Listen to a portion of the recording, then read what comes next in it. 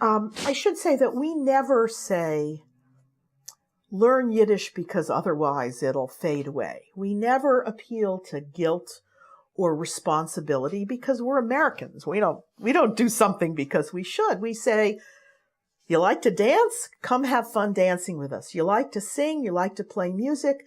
At our festivals, we have 3 kinds of workshops related to Yiddish language. One is one that Harvey Varga does called 100 Yiddish Words the Average Puerto Rican New Yorker Knows That You Should Be Ashamed If You Don't.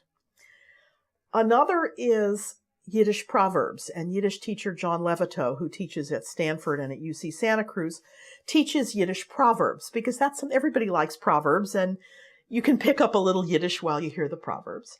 And the third thing we do is Yiddish literature study and translation with either Naomi Seidman of the Graduate Theological Union or Gabriella Safran from Stanford University or Yael Haver from UC Berkeley. So we have lots of resources and people can learn wonderful things, and we appeal to them because it's fun. It brings joy and pleasure to their life because as Americans, that's what we're going to do, not because someone told us we had to do something.